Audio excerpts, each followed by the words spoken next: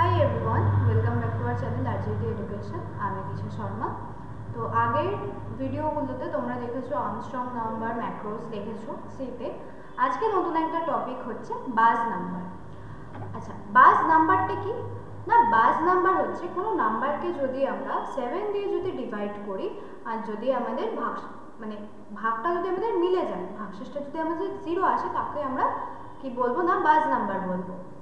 বা এটাও হতে পারে যে 10 দিয়ে ভাগ করলে যদি আনসারটা ভাগশেষটা যদি আমাদের 7 আসে, তাহলে সেটাকেও আমরা বাজ নাম্বার বলবো।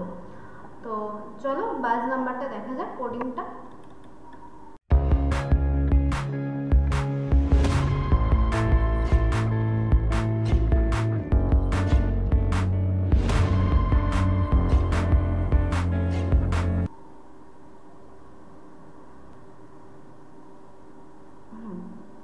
তো এই হচ্ছে আমাদের কোডিং।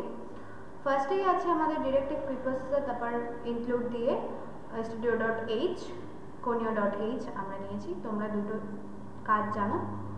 আচ্ছা, তারপর ইন্ট মেইন বলে আমরা ফাংশন নিলাম। এবার ইন্ট এন বলে আমরা একটা ভেরিয়েবল নিলাম।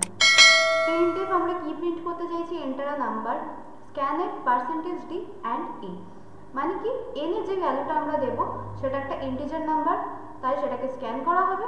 তাই %d তো জানোই তোমরা যে যেহেতু ইন্ট নিয়েছি তাই জন্য আমাদের লাগে %d লাগে। এবার কন্ডিশনটা দিচ্ছি হচ্ছে if n %7 is equal to 0 or এটা হচ্ছে অর এর sign, n %10 is equal to 7, মানে কি n এর যে ভ্যালুটা আমরা দেব, ইনপুট হিসেবে আমরা যে ভ্যালুটা দেব সেটাকে 7 দিয়ে ভাগ করলে ভাগশেষটা যদি 0 হয়, অথবা সেই নাম্বারটাকে যদি 10 দিয়ে ভাগ করা যায় আর ভাগশেষটা যদি 7 হয়, 7 সাথে যদি সমান হয়, তাহলে আমাদের প্রিন্ট করবে ওই নাম্বারটা বাজ নাম্বার।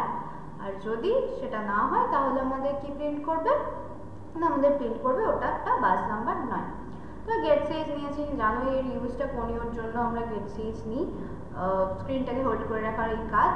এবার রিটার্ন 0 নিয়ে করেছি। চলো কম্পাইল করে দেখা যাক যে হয় কিনা। তো অল্ট F9 করি, আমরা সাকসেস দেখিয়েছে। তারপর কন্ট্রোল F9 করে নাম্বার দিচ্ছি, ধরো 49 দিচ্ছি আমি, এটা একটা বাজ নাম্বার। আচ্ছা, এবার যদি ধরো আমরা দিই 30, এটা একটা বাজ নাম্বার না। তো বোঝা গেল আশা করি। তো এই ছিল হচ্ছে আজকে আমাদের ভিডিওর টপিক। ভিডিওটা যদি ভালো লেগে থাকে তাহলে একটা লাইক করে দিও, আর যদি তোমাদের কোনো কোয়ারিজ থাকে তাহলে সেটা আমাকে কমেন্টে জানাতে পারো।